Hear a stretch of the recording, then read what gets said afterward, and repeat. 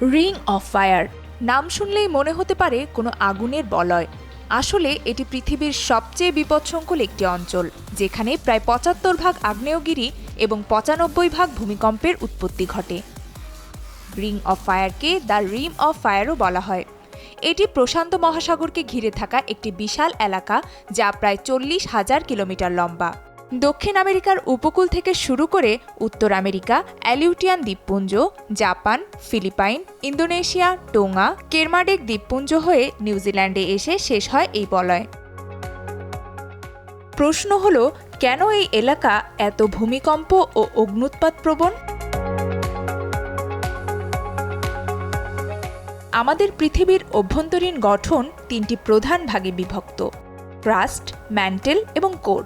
Crust হল বাইরের স্তর, যা কিছু খণ্ডে বিভক্ত, আর এই খণ্ডগুলোকে বলা হয় টেকটনিক প্লেট। এগুলো ম্যান্টেলের উপর ভাসমান অবস্থায় থাকে এবং ধীরে ধীরে একে অপরের দিকে অথবা দূরে সরে যায়। যখন এই প্লেটগুলো একে অপরের সঙ্গে সংঘর্ষে লিপ্ত হয়, তখন ঘটে ভূমিকম্প এবং অগ্ন্যুৎপাত।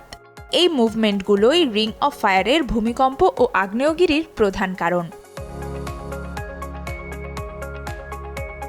টেকটনিক প্লেটগুলো আকারে দুটি ভাগে বিভক্ত: মেজর ও মাইনর। পৃথিবীতে 7টি মেজর টেকটনিক প্লেট রয়েছে, যার মধ্যে Pacific plate, north American plate, south American plate, African plate, Indo Australian plate এবং অ্যান্টার্কটিক প্লেট অন্যতম। রিং অফ ফায়ারের আশেপাশেই এই প্লেটগুলোর অবস্থান। প্লেটগুলো গঠন অনুযায়ী দুই প্রকারের হয়: মহাসাগরীয় প্লেট এবং মহাদেশীয় প্লেট।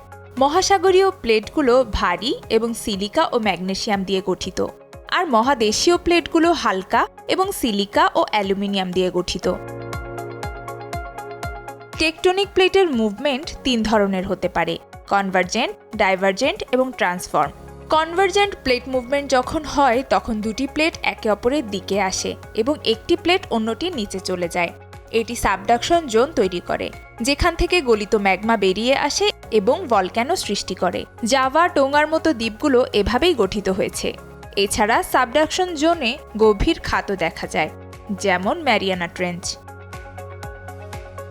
ডাইভার্জেন্ট প্লেট মুভমেন্ট তখন ঘটে যখন দুটি প্লেট একে অপরের থেকে দূরে সরে যায় এবং ফাঁকা জায়গা থেকে ম্যাগমা উঠে আসে। ট্রান্সফর্ম মুভমেন্টে দুটি প্লেট পাশাপাশি চলতে থাকে এবং এ ধরনের মুভমেন্ট ভূমিকম্পের কারণ হয়। রিং অফ ফায়ারের মধ্যে এমন অনেক আগ্নেয়গিরি রয়েছে যা এখনও সক্রিয়, যেমন জাপানের মাউন্ট ফুজি, ইন্দোনেশিয়ার সেমেরু, মেরাপি এবং ফিলিপাইনের তাল পিনাতুবো। এর মধ্যে মাউন্ট ফুজি বিখ্যাত আগ্নেয়গিরি, যার শেষ অগ্ন্যুৎপাত হয়েছিল ১৭০৭ সালে। বিজ্ঞানীরা মনে করছেন সাম্প্রতিক ভূমিকম্পের কারণে মাউন্ট ফুজি আবার সক্রিয় হয়ে উঠতে পারে। দক্ষিণ আমেরিকায়ও রিং অফ ফায়ারের অংশে বেশ কিছু সক্রিয় আগ্নেয়গিরি রয়েছে।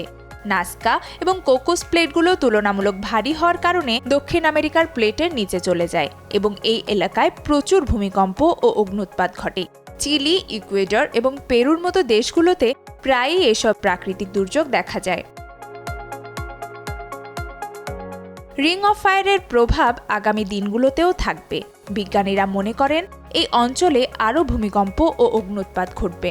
বিশেষ করে প্রশান্ত মহাসাগরের আশেপাশের দেশগুলোতে সবসময়ই ঝুঁকি থাকবে। এমনকি অনেক নতুন আগ্নেয়গিরি এবং দ্বীপের সৃষ্টি হতে পারে ভবিষ্যতে। নুসরাত আহমেদ, উনিশা, যমুনা নিউজ।